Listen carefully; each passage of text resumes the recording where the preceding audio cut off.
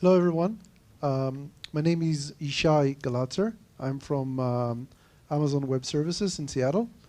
And my day job is the general manager for Amazon Corretto. And today, I want to talk about Java usage in Amazon. And as an example, I want to talk about how this last year we migrated the Lambda service from running on Java 8 to Java 11, and show you some learnings and some things you can use, just go back home and use right away for both Java 8 and Java 11. Just before we get started, how many people here code or deploy Java applications? Yeah, I would expect you're in the right room. Good. How many of you deploy Java 11 applications today? Wow, that's good. How many of you are 8 and haven't decided yet if you're moving to 11? Okay, I hope I can help you today. So my team builds Amazon Corretto. Amazon Corretto is a downstream binary distribution of OpenJDK. What it means is my team, along with folks from Red Hat and SAP, we maintain OpenJDK updates. That means when you get security patches, backports, bug fixes in OpenJDK 8 and 11, that comes from mostly from these three teams. And then each of these teams also bundles it into a binary distribution and releases it along with a few other companies. So if you're using OpenJDK, we're very happy to help you and assist you. You can also use our specific distribution called Corretto. Corretto has no cost associated with it, no support contract or any obligation of any sort. You can use it on-prem, you can use it on AWS, you can even bundle it with your software, sell it, resell it. You just have the GPL license, or GPL v2 with class path exception if you want to be accurate. And we plan to support Java 8 until 2023 and Java 11 at least until 2024.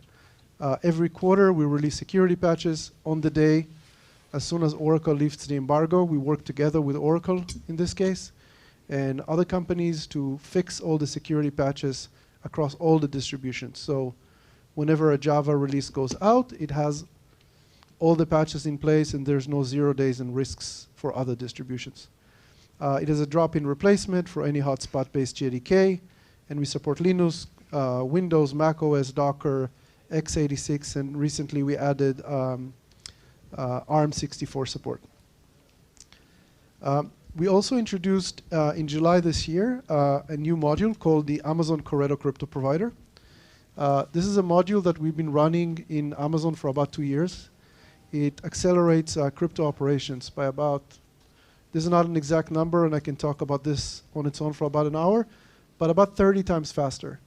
So this is something regardless of what version of Java you use, 8 or 11, and regardless of what distribution you use. You can download this package from Event Central, install it in your app, and you'll see pretty significant improvements. You can see here 2 graphs. These are actual production graphs of CPU for 2 different services in Amazon. On the left side, you would see what the CPU consumption was before we deployed ACCP, and on the right side after.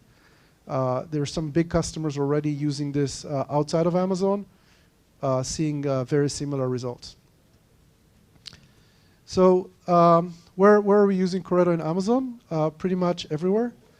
If you're using, ever bought a package from Amazon in retail or used Alexa, download a package from S3, sorry, a blob from S3, or went to the AWS console, you have been using Corretto.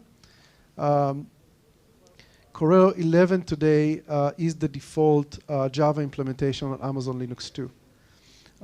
And the story here starts in July 2019, so not too long ago. Lambda front end was running on Corretto 8 and ACCP. So a little bit about Lambda. How many people here know or use Lambda, AWS Lambda? Okay. So Lambda is a way where you can deploy applications without worrying about managing servers. It runs trillions of operations per month. It has hundreds of thousands of customers. It is available on every single region. And before we deploy a new region in AWS, Lambda has to be there. So it's one of our most critical services, one of the highest load services in Amazon. And this was an interesting story where we took one of these services and quickly moved it to run on JDK 11. Let me start by going through the architecture a little bit so you'll understand which part of Lambda I'm talking about. So if you're a Lambda customer, you're going to take a piece of code, no matter if it's JavaScript or Python or Java, and you're going to deploy it to Lambda. And then you're going to invoke it. When you invoke it, it's going to go to a load balancer, and then pop from there to a front end. The front end service is responsible for two major things. One is to authenticate you. We want to make sure that when you invoke a function, you only invoke the functions you have the rights to invoke, and you cannot invoke somebody else's function. And then it's going to go find a worker. While for you, you don't have to manage the servers and the scale. We do. So the worker manager will find a worker, will warm it up for you. In this case, the case I want to focus on, the worker is already there. It's already warmed.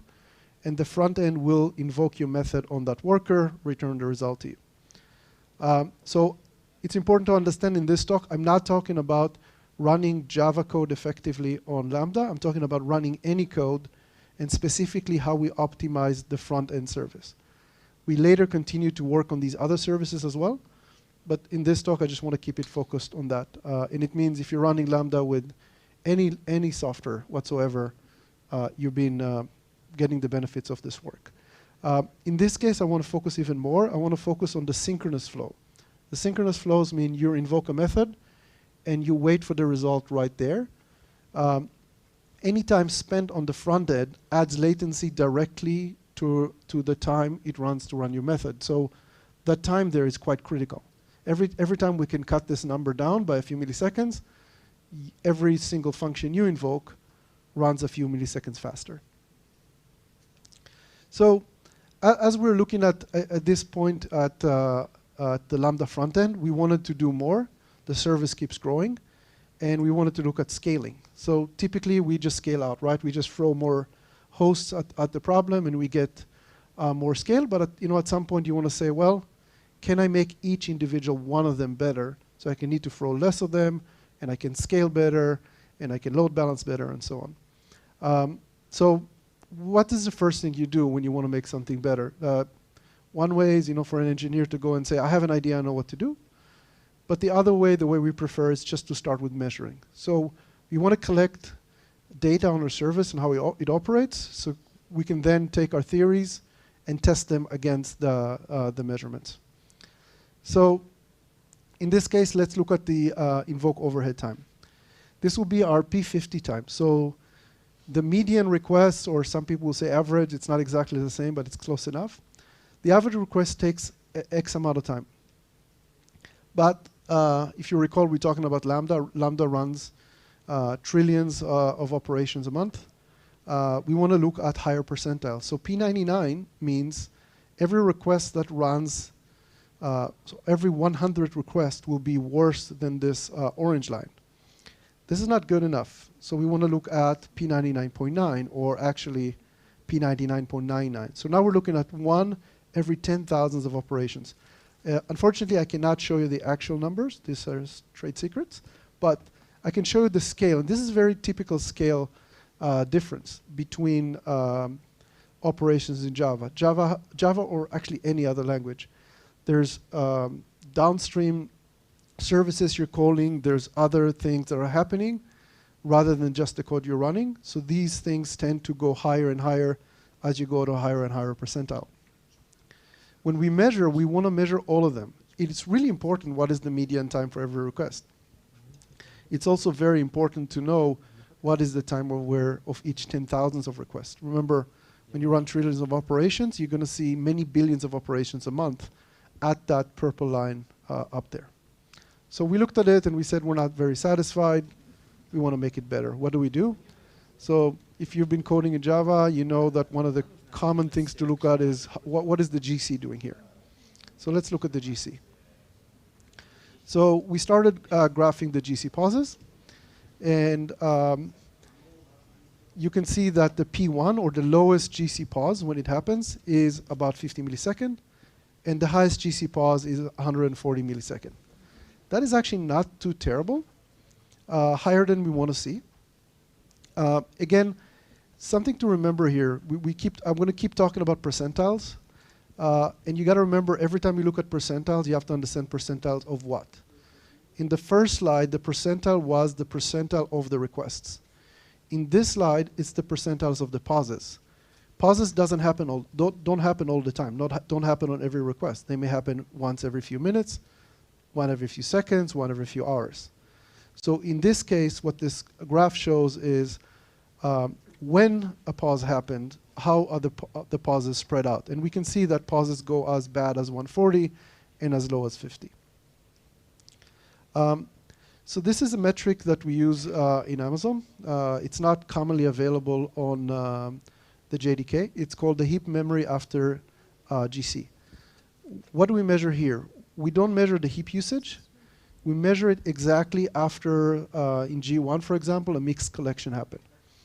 What that tells you is how much headroom do you have on the JVM. If you look at G1 and you try to measure heap memory use on G1, you'll see typically something like 90%, 80% if G1 is working good. Because G1 is lazy and it doesn't want to free up the memory. So you have an iceberg problem. You don't know how memory you're actually using, and you don't know how hard the GC need to work. So your service actually may run out of memory, and you will not have any advance notice. This is why we introduced this metric. If you want to see actually how to use it, I have on the bottom there a pull request to add a sample of how to do it into the JDK. If you want to follow this pull request 177 on Corretto, you'll have the details of how to create this metric yourself and release it. We had to fix a bug in G1 last year, but it made it all the way up to OpenJDK to the upstream, and now it's available on all distributions. So you can have the same metric. What we tell our developers is if you hit 75%, start worrying. If you're below 75%, you're in a good place. So in Lambda's case, they're running between 18 to 23%, which is actually really good and nothing to be concerned about. I want to go back, though, to the percentiles. Can anybody guess what these percentiles are about this time? So in this case, the percentiles are the percentiles of the servers that have this kind of memory. So imagine the service can run a large number of servers, a large number of instances. And in this case, the median instance is running at 18% memory utilization, and the worst one runs at 23. That's a P100. For example, things that could happen here, and the reason you want to have these different percentiles, one instance can get in trouble for some reason. You know, when you run a lot of machines, statistically things can happen. Do you want to alarm because one machine is going bad? Typically not. So we have these different percentiles to go and make a decision on. But in this case, the difference was quite small, and we didn't see any reason to be concerned. So we moved on to measuring allocation rates. How many people here store GC logs? Wow, that's good. If you haven't stored GC logs, I suggest take these as it's a good starting point. Take these settings and go back home and start collecting it. This is very, very valuable data that can help you troubleshoot your system when it goes down. Typically, when trouble starts happening and you didn't log it, it's too late. So you want to log it all the time. You don't even have to use it, but when trouble happens, look it up. So what are we doing here? We're printing GC details. That's a verbose type of log. We put it into a file, and we use a log file rotation. That means one of the files gets corrupted. You have 4 files. You can pick another one. It also guarantees that you're not going to run out of disk space. You know, when you write logs, one of the biggest problems with log is they're great for troubleshooting, but they can also run out your hard drive. So we limit, in our case, we recommend 10 megabytes and 4 files. So you're going to take 40 megabytes on disk. Now you're going to have useful data. So let's look at what we did here. In this case, we used the G1 collector. And at 518, we cleared 11.7 gigabytes. So you can see the survivors didn't go up. 5 minutes later, we collected, again, 11.7 gigabytes, and we have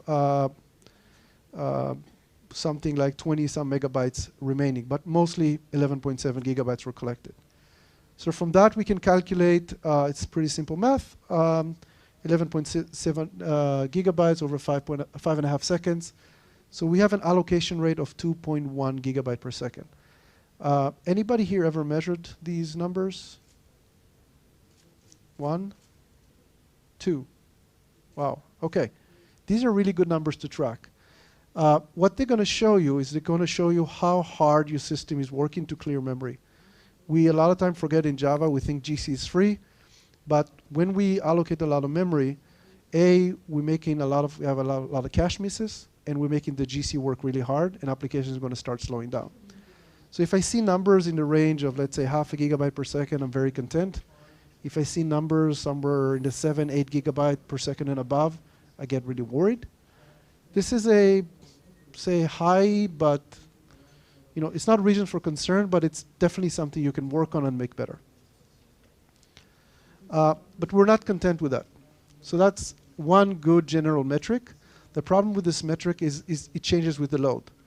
So if you allocate, say, 3 megabytes per request and you have 100 concurrent requests, you have a certain number. If you have 200 concurrent requests, your allocation rate goes up, and it's really hard to measure over time how your application is behaving. So we introduced this metric. We call it allocation rate per request. There's a simple class here called Allocation Stopwatch. This works well if you don't use continuations, if you use a thread-based kind of old school flow, but you can also make it work with continuations. And what we do here is quite simple. We grab the thread allocated bytes at the beginning of the operation. We do it again at the end of the operation and subtract one from the other, and we have numbers. I want to warn you that if you're going to use this, you're going to see some performance impact. So what we did in our case, we used sampling. We did about 5% sampling in our case to make sure it doesn't have performance impact, but we're working on a pull request to fix it. So what happens under the hood, that thing, if you have a lot of threads, allocates an object array of the size of the number of threads, active threads. If you have thousands of threads, it's going to do a lot of allocations every time you do it. So we made an improvement to Java. We're in the process of contributing it, and when we're done, you can actually do it without sampling anymore. So let's see what it looks like. For the Lambda application, for the front end, what we see is that the lowest request, the P1 request, again, takes 500 kilobytes, and the P100 request, the P99 request takes about 3 megabytes. So what is this good for? If you look at the graph is very flat. It doesn't change with load. And what we recommend doing with this, we want to put alarms on these lines. So you don't want that during deployment, all of a sudden you allocate twice as much memory. Because when the day is slow, everything will be fine, and then when load comes in, all of a sudden you have double the memory. Your allocation rate, the first one, will go from 2 gigabytes per second to 4, and your service is going to fail. Why won't you catch it before that happens? So we can catch it in our test pipelines without even any load tests, right away in the integration test, and correct the mistake. You can also, and it's another thing we do, is we measure this over a long period of times, over months, and you can see how your developers or yourself are doing. Like, do you over time make your application heavy? Do you make additional allocations that you don't need and slow everything down? Or are you pushing these numbers down? The lower they are, the better. So it's a really good metric to use. We have started deploying this across more and more services in Amazon, and we're seeing that it makes the engineers, once the engineers see these lines, there's an internal competition in our brain to make them better, and our services just become better and better over time. So it's one of my favorite graphs and favorite pieces of data to collect. So we're in Java 8 at this point, and we say, okay, what's next? Obviously, we have a lot of allocations. there's this flag called use string deduplication. Came out in Java 8, U20. Only works with G1, by the way. And anybody here knows about this, uses it? Sweet. Do you like it? Anybody likes using this number? Yeah, nobody does. Good. You know why? Because it actually reduces your allocation rate. There's a whole lot less memory used, but it creates a contention point. And what happens, your latency actually goes up. So unless your service is not latency sensitive, you're doing some, let's say a batch operation, and you're really running out of memory, this is a great way to reduce your memory. In our case, we reduce our memory by almost 80%.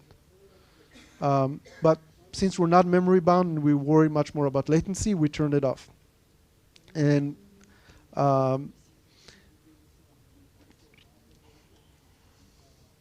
sorry. There we go. So what I recommend to do, go back home, look at this flag, turn it on. Take your application, turn the flag on. Measure the memory. See what happens before and after. If you see a huge reduction, there's easy work to be done.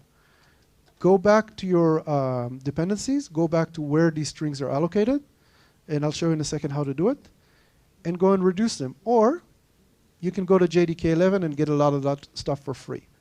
So how did we do a heap reduction? What we do is we capture a heap dump and then use the Eclipse memory analyzer, find all these duplicated strings, download them, figure out where they came from. In our case, we found a lot of libraries. Just keep regenerating this string again, concat something, compute something that turns out to be the same string all the time, and then it shows, I don't know, 80,000 times on the heap. Well, go fix it and make everybody else using that library have a better life. If you find it in open source code, go make a contribution, right? Make the world better for everybody else. But in our case, we figured, what are we going to do now, right? Are we going to start trying to fix the code, trying to rewrite all that code, try to convince all these library owners to fix it? Yes, we want to do it, but it takes time, and we really wanted to serve our customers faster. So just like our friend Bilbo, we decided to go forward. And we went to JDK 11. So JDK 11 is an interesting release. Most of the features in JDK 11 actually came out in JDK 9 in 2017. Lots of good stuff. JDK 11 added a very, very critical feature. It added long-term support. So if you use JDK 9, at some point it got dropped, and you can no longer get security patches. And in today's world, you do not want to run Java without security patches. Every quarter, 0 days come out, all kinds of really scary stuff that I would say almost every quarter you want to go immediately and patch your application as soon as you can. With JDK 11, you can do that. So let's see why. The Java release cadence used to be that you get a release every 3 years. This is what Java 8 looked like. But starting with Java 9, you get 6 months worth of releases. And the overlap between them, if you look forward, for example, at today's releases 12 and 13, 13 and 14, you have exactly 4 weeks between the release of JDK 14 and until JDK 13. Actually, JDK 14 will release also a security patch that will not be patched in JDK 13.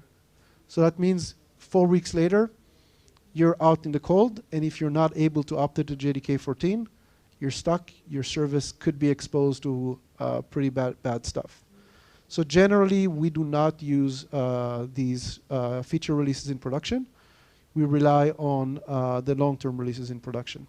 It's not that these are not great. It's that you take in a serious chance of, would I go to JDK 14 and one of my dependencies doesn't update, and then I have to fix my code, fix the dependency that I don't even own, maybe it's somewhere deep in the graph, and deploy everything to production in 4 weeks. A lot of times it's just not enough. You're not ready for it.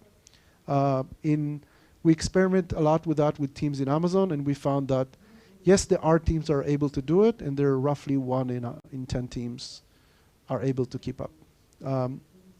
Instead, we're opting for JDK 11, and what my team does is we do a lot of backport. So if we see a really good improvement in JDK 12 or 13, we are just going to take it and re-implement it in JDK 11 and release it, and then you get the same value. Overall, LTS releases have about 5 years of lifespan, with about 2 years of overlap, giving you plenty of time to do your upgrades planned when you want to. So let's look at what's new in JDK 11. JDK 11 has a lot of nice features. It has modularization, Java flight recorder is now available in OpenJDK, and all kinds of very nice things, and I'm not going to talk about them. Because there's plenty of talks about JDK 11, JDK 9, you can find them. And what I want to talk about is the things you can do without actually spending any effort. So these are two of my favorite features in JDK 11. One is the garbage collection. So G1 is now the default garbage collector. G1 in Java 8 was almost there. We were able to use it in Amazon mostly because we made a lot of patches on top of it to fix all kinds of memory leaks and so on. But it's now been greatly improved in JDK 11. The full GC is parallelized. So if you ever hit a full GC, it's just going to use all the threads and run in parallel. It has a lot lower impact than it used to have. And the copy phase performance is better. Again, it means your passes are going to go down, your cache misses are going to go down. The other cute feature is compact strings. So what are compact strings? We're in a country that uses a different language by default than English. So I'm from Israel originally, same way. But it turns out that in our code, the strings we generate are typically Latin. They're typically English strings. When we log and when we pass identifiers around, they're typically written in English. And overall, what we see is a large portion of heaps is composed of string allocation. So what the Java team did, they took a string that looks like this, right? So it's UTF-16. You have 0. I'm taking the string Amazon just for fun. You have 0A, 0M, 0A, and again, looks very wasteful. And instead, what they have now is they have a byte called coder, and then if they detect that the string is a Latin one or an English string, it's going to be half in size by default. You have to do absolutely nothing to get this feature. So we were very excited about that, since we've seen, remember the flag before with string deduplication, and we realized it's going to give us a great benefit. And we started porting to Java 11. So we'll start with the easy part. We actually didn't have to change the code. When we try to move to Java 11, we just took the code. We ran it, it didn't work because Java 11 removed JAX-B, for example, and a lot of our dependencies had to update. So we went through and updated them. JAX-B, Log4j were up to date, Mockito had to be updated, ByteBuddy, and Lombok. But as soon as we update all of them, the service just started running. We literally had to do absolutely nothing in the code. And we tried it, and everything looked fine. And we said, OK, what's next? Well, next, we got to get the test to work. It wasn't as great. We updated from Mockito 1.1 to 2.25, and we found a lot of compatibility issues. So typically, not typically, always, we regularly update and deploy the latest security patches. If you know a little bit about Amazon, we put security first above everything else, very closely followed by operational excellence. And only after we figure these two things out, we're going to go and spend time on features. So we're always on the latest security patches, but we're not always on the latest version. We could have done a lot better if we kept with these latest versions. Imagine you have a large test code. When I look at my code today, it's maybe 20% user code and 80% test code. If you don't update your test frameworks, when the time comes to update, you're going to spend a lot of effort keeping up with them. So we could have done better here. I want to show you a few examples of what we had to do. Just if you go for the upgrade, you can use these to figure out what to do without trying to do the research. They're mostly mechanical changes. So the first one is, in this case, we used the any string, but the string was many times null, and Mockito doesn't accept that anymore. So instead of writing any string, you have to go and say nullable string class. Again, it's mechanical, but if you have it showing up in so many places, you're going to spend a lot of time trying to fix it. Here's another example. It's a little more interesting. In this case, we had an interface. The interface declares that it throws IO exception, but the implementation does not. The test here was trying to see what happens if this implementations throw an IO exception and make sure all our error handling works well. Well, Mockito looks at us and say, guys, your implementation cannot throw because it didn't declare it can throw, and you're wrong. Please do something about it. And it turns out about half the time Mockito was right, and that test was completely useless, and we could just delete it. Good job, Mockito. The other time, we realized that we actually mocked the wrong implementation instead of mocking the interface or the right implementation that can actually throw. And all of these changes were valuable. We could have gotten to them a lot earlier if we just stayed up to date. But anyways, we did the work, we moved, and service is now working. And then we're starting to roll everything out. So like I said, AWS is a pretty big, has a pretty big deployment. We have 22 regions that we want to deploy to. We have, like I said, hundreds of thousands of customers depending on Lambda. We cannot take any chances with outages. So what did we do? We looked at all our test stages. Everything was green. And what's unique here, JDK 11 is quite a big change. So while the changes I described were very small, under the hood we're changing, I don't know how many lines of code, but likely hundreds of thousands of lines of code have changed under us.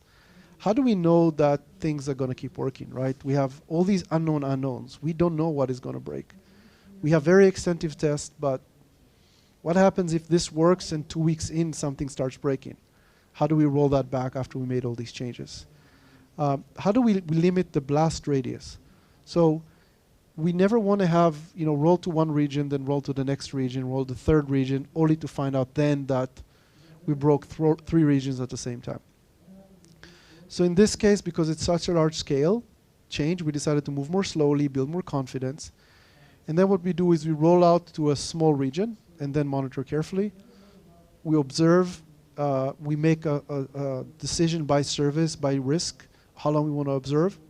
And then we move to a larger region. In a larger region, we're just going to have more customers, more load, more examples. We still don't go to the whole world. So what does it look like? So this is a simplification of what our pipeline look like. But we have a build system, right? We test, build, run unit test. Then we move to test stages where we'll do integration tests and load tests and stress tests and any test you can think of. And then we go to production. Let's take a look at production. So in the first region, we break our deployment into, again, to 3 different stages. First one is called staging. Second one is called canary, or you might call it fractional deployment. And the third one is production. Let's zoom in. So this is a staging. Staging is something, it's an overloaded term, so you might be using the term staging for different things. Let's look specifically at what that means. In staging, we try to protect for a scenario we call poison pill. That means I have a new piece of code, and the new piece of code is writing to the database, except the old code cannot read that anymore. So what happens if you roll that change out, and you find afterwards that you have a mistake, you can roll the code back, but now your production database is polluted with bad data that the existing service cannot read. This can also work the other way around, right? The new code cannot read the old data, and all your tests that have written something are not going to catch it unless you did really good tests, but it's more likely that they won't catch it. So what do?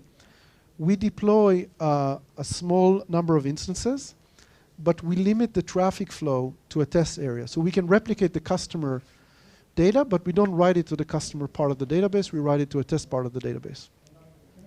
So now we monitor closely, and we look for error rates. We look for all kinds of tests that will tell us if something here went wrong. And if we decide at this point to roll back, it's quite easy. We can just wipe out the test area. We did not impact customer data.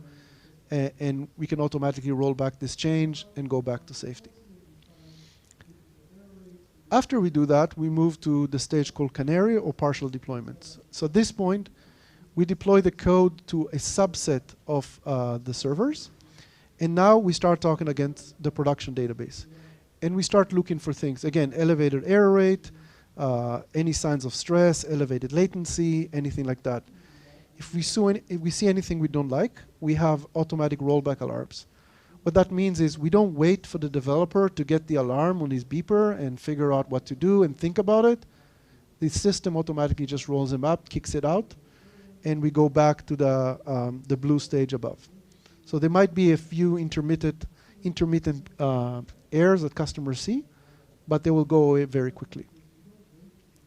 After that stage has run for a little while, and everything seems stable, we don't see memory leaks, we don't see any of these problems, we move forward and we roll it out, still incrementally to the rest of the region, and again from region to region. If you wanted to try and implement these kind of things, we have a product called Aws Code Pipeline. And this is an example of how we implement a stage rollout in a single region. And of course, you can expand it to multiple regions. There's plenty of products that let you do these kind of things. And it helps you release these big rollouts to critical services with minimal customer impact. So you might be asking what happened. What was the result? So just from deploying JDK 11, we see this allocation rate per invoke improvement. So we went on the worst case scenario from 3.3 megabytes to about 2.3 megabytes. As you go to lower percentiles, you see a little bit less improvement. But you can still see noticeable improvement all the way to the P1 request, right? But when we look at the GC pulse times, they're a lot more impressive.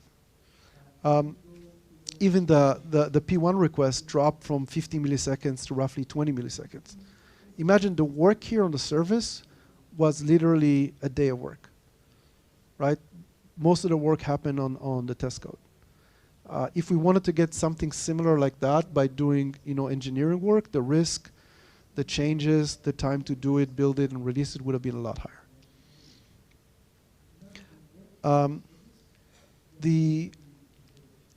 The other learning that we see here, if I go back, the drop in memory allocation was not as extreme.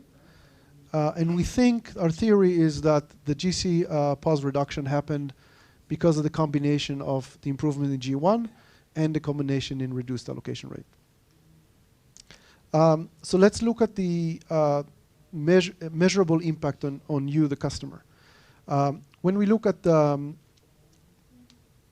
P99 latency, we're about 20% better.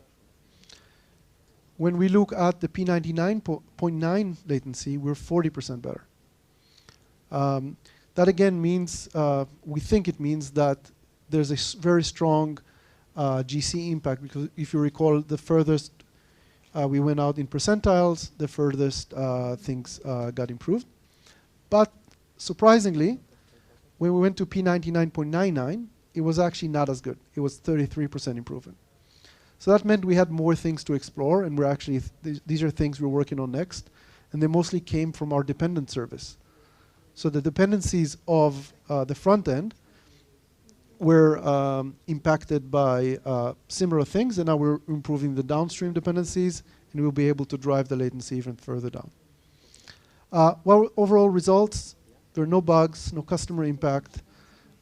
We took extra precaution, but it turned out that we didn't need to do it. Well, we did need to do it. We didn't have any impact. It was still the right choice, and I still recommend that you think about when you make these big changes to move carefully and make sure you have no surprises and you build confidence in these big changes.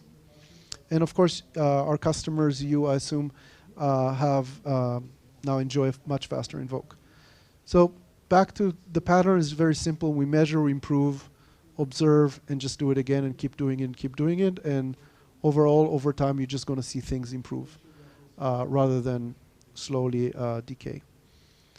To summarize, learning, JDK 11 is here. It's ready for prime time. It's been a year in production now. It's really worth your time trying it out. If you have dependencies, third-party dependencies, open source dependencies, keep them up to date. As an open source contributor, I can tell you that we keep spending time on making things better and improving them. It's not always advertised. It's not cool new features. It's just things are faster over time. If you update them, you're going to remove bugs. You're going to remove latency and cost from your systems. If you're not using CI/CD, nowadays this is, I'm almost preaching to the choir. This is the standard. If you're not doing it, I would suggest looking at it. But if you deploy large changes where you're not fully aware of what they are, it's a good time to slow down and maybe use the CI/CD system with manual approvals between the steps instead of complete automation. Last shout out for Corretto, which is again our JDK distribution. It's powering all of Amazon. We have very high confidence in it. So are many of our customers. And if you haven't tried it, give it a try. It's an open source project. There is no need to pay for support to get bug fixes. Just go to GitHub, file a ticket, it gets straight to my team, and we work on it right away. One last thing. We have this AWS Content Hub available for you. If you log into this place and provide your details, there are training classes and free information sessions, generally on AWS. And whoever goes there, we're going to raffle $50 credits for AWS for you to use. Our booth is in the Africa zone, right where all the beanbags is. And thank you very much.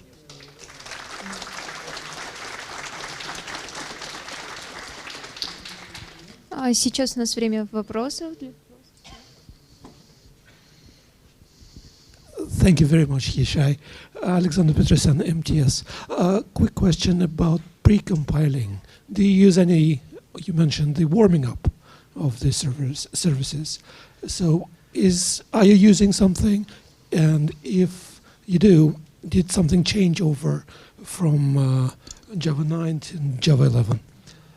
So in this service, no, we don't use pre-compilation. Yeah, AOC, yeah, right?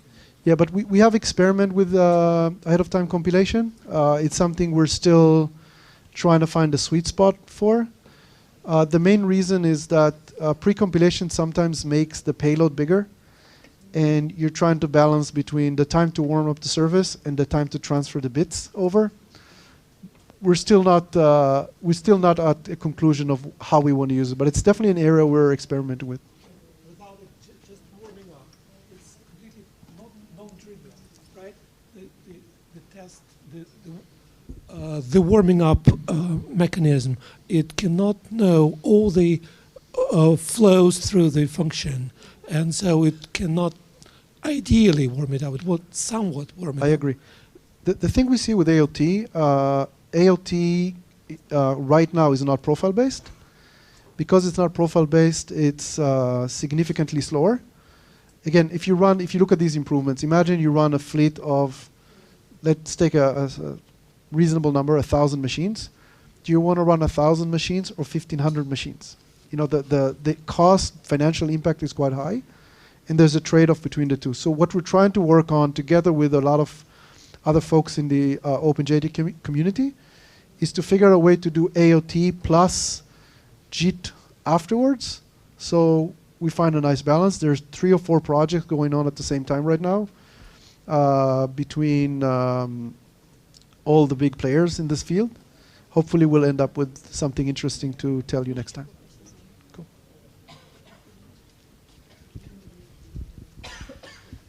Thank you for your time. I want to ask you about your crypto provider. Yes.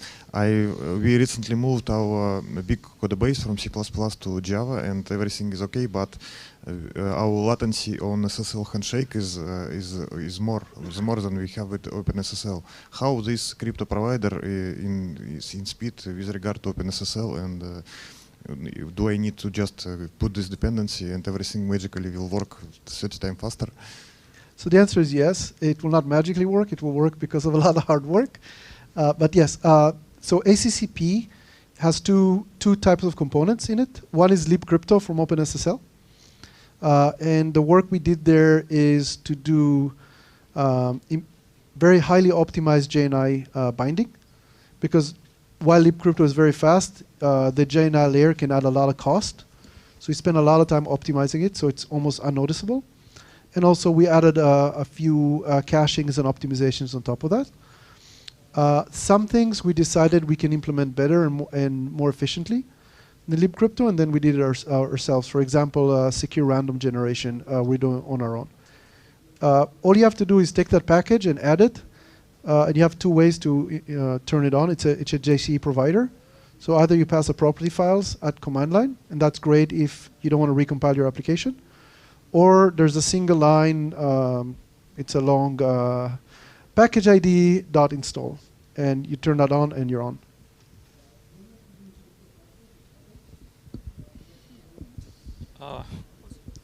Does it work? Okay. Did you hit any problems with the jump? Like you said, there was like magic and everything worked, but actually was there some quirks or something that didn't work like you expected in Java 8 or something? There should be something there. I know what you mean, and I felt the same way. And in this service, the answer is no, there was nothing. Jesus, it's crazy. But we moved a few other services. What we've seen typically is, so first at this point in time, previously, if you went back 6 months ago, yes, we found things. We found compiler crashes, we found problem with TLS, but these have been fixed. We patched them, other people have patched them, and it got to the place that we don't see them anymore. So that's the situation. But the things we see is sometimes the dependencies haven't updated. One example would be we moved another service and it used this hash map called Smoothie Map. Very rare, we used it in one service, and Smoothie Map doesn't support JDK 11. So we had to go in and patch Smoothie Map. Actually, there's a bug there that says how to do it with the code. We didn't have to do anything other than take that code, patch it on top of that dependency, and release a new version and use it. But the service code itself was just, it turns out we never had to touch it. I see. Thank you. Cool. Hello. Thank you very much for the talk. I wanted to ask about GC. Probably I missed that piece, but in the end, what kind of GC have you ended up using after the upgrade? Shenandoah or ZGC or? So we use G1. I want to speak for a second about, I don't want to speak too much about Shenandoah because I don't have a lot of experience. ZGC in Java 11, at this point, I would not recommend using in production. We tried it, it's great, but it has some barrier issues that may corrupt your heap. It's been fixed now in JDK 14, but until then, you don't want to use it. The other thing with ZGC and Shenandoah, they do not know how to sustain high allocation rates. So if you're in that range, let's say up to 1 gigabyte per second, and your heap fullness is kind of okay, that's not too bad. But when you push it up to somewhere in the 2 or 3, they stop working, they fall apart. And until they have generation support, I don't think they're a viable solution for these type of services with this very high allocation rate. They're going to start either slowing you down, so Shenandoah knows how to slow you down, but eventually your app is just going to grind to a halt, where G1 will increase your latency a little bit, but it can sustain the 7, 10, even spike over 10 gigabyte per second. And Shenandoah and ZGC can't do it yet. This is, by the way, why my team decided to invest in that space together with these teams to work on generational support and additional improvements in this area. We're very interested in that. It's not ready as a, what I call universal collector. So think about this service, for example, right? Let's say you turn it on at 2 gigabyte per second, it works just fine. And then you go 3 more months and you're very successful, and now you're on at 3 gigabytes, or you have a spike of traffic, and then you crash and burn on the floor. So for these kind of services, we don't recommend it. I see. So you haven't considered implementing your own GC. Instead, you invest in collaboration with those teams. So everything we're doing in my team is collaborative. OpenJDK is we look like we're different companies, right, working on this thing. But at the end of the day, everybody working on OpenJDK, we're both friends. We work together. And we believe, and I personally believe, that building yet another competitor to the same problem is not value add. It's much better to work together, collaborate. Amazon has a very strong value for this community because my team not only builds Java, we also run tens of thousands of services in Amazon on our Java, and we can observe what's happening. So we can go back without and make improvements. Why would we make our own that it deviates from everybody else if we can work together and build something better for everyone? We still, at the end of the day, ship one OpenJDK. Thank you very much. Well, unhappily, we don't have no time, so you can ask additional questions in the discussion zone. Let's show our gratitude.